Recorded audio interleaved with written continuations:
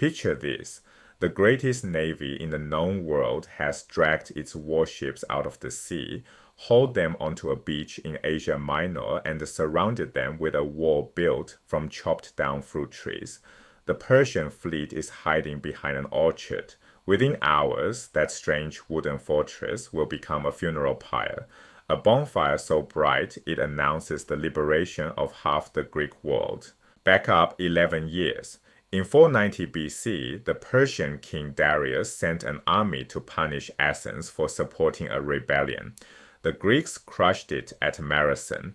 A decade later, his son Xerxes returned with a vastly larger force.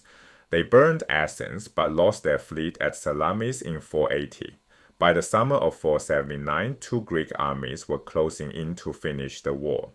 On land, a Spartan region named Pausanias marched toward the Persian camp at Plataea. At sea, a small allied fleet of about 60 ships under the Spartan king Leotychidas sailed east on what began as a routine defensive patrol. Follow the fleet eastward. They begin at Aegean, just off Athens, safe Greek water. They push out to Delos in the middle of the Aegean, and here the steersmen hesitate. Herodotus tells us the waters beyond Delos felt to them as far as the Pillars of Hercules, the edge of the known world. Then a delegation arrives from Samos, begging them to come further and free the Ionian Greeks. Those cousin Greeks living along the coast of Asia Minor who'd been subjects of Persia for 2 generations. Leotychidas agrees. The fleet sails to Samos, and from Samos crosses to the mainland opposite, to the foot of Mount Mycale. Meanwhile, 200 miles to the northwest, Pausanias' hoplites, heavily armored citizen spearmen, face the Persian land army at Plataea. 2 final battles, the same week. When the Greeks arrive, the Persian fleet does something extraordinary. It refuses to fight. Salamis has shattered Persian confidence at sea. Worse, much of the fleet is crewed by Phoenicians and Ionian Greeks, subjects whose loyalty the Persians no longer trust. So the Persian commanders send the Phoenicians home, drag the remaining triremes. These are 120-foot-long warships with 3 banks of oars and a bronze ram at the prow, entirely out of the water, and build a palisade around them using fruit trees from the local orchards. A navy turned into a fort. They then call up a Persian land army from inland, 60,000 strong, to defend the beach. Meet the Greek commanders, Leotychidas, king of Sparta, cautious, clever, and willing to gamble on a trick. Xanthippus the Athenian, aristocrat, fierce, impatient, and back home in Athens, Xanthippus has a 14-year-old son named Pericles. Remember that boy. The world being decided on this beach is the world he will inherit. About 60 Greek ships beach on the sands opposite the Persian camp. The Marines disembark. They will not be fighting at sea today. Now Leotychidas' masterstroke.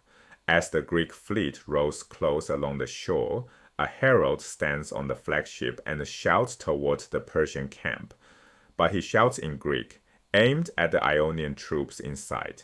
He uses a watchword, a secret signal, the word Hebe, meaning youth. The brilliance is that this works either way.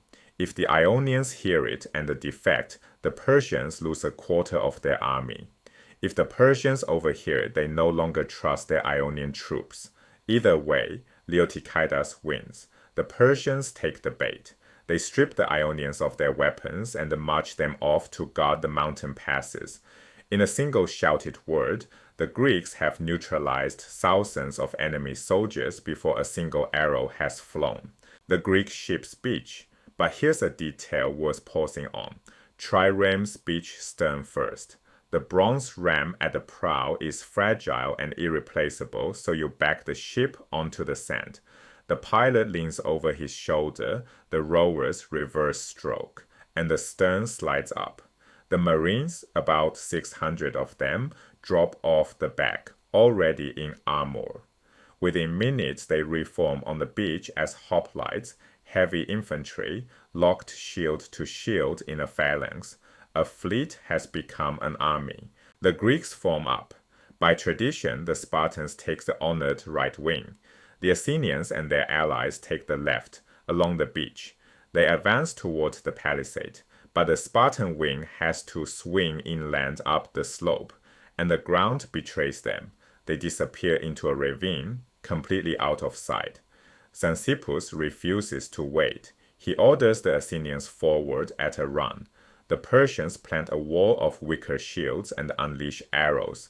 The same shields, the same arrows the Athenians faced at Marathon 11 years earlier. The Athenians punch straight through. They tear the wicker wall apart and pour into the stockade. The fighting becomes hand-to-hand among the beached ships, and then, at the critical moment, the Spartans appear. They've climbed out of the ravine onto the upper slope and come down behind the Persian flank. The Persian army collapses inward, trapped between two Greek forces and their own burning fleet. What the Greeks do next is deliberate. They strip the bronze rams from the prows of the Persian ships, trophy and treasure. They empty the Persian war chests of gold and silver, and then they set the fleet on fire. Every ship. The flames climb higher than the masts. 30 miles down the coast, the people of Miletus, Ionian Greeks under Persian rule for 2 generations, see the glow on the northern horizon. They understand what it means before any messenger arrives. The fleet that has occupied their seas is gone. The empire that has owned them is broken on a beach they can see. This is not just destruction, it's a signal fire. Ionia is free, and the announcement is written in flame across the night sky.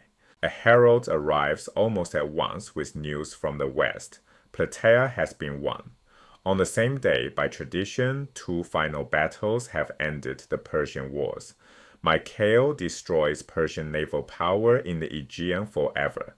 Within a year, the freed Ionian cities will join a new alliance led by Athens, the Delian League, which will become, in time, the Athenian Empire. The boy back in Athens, Pericles, grows up in this new world, a Greek sea, Greek silver, Greek confidence. The strange bonfire on a beach at Mycale didn't just end a war, it lit the kindling of a golden age.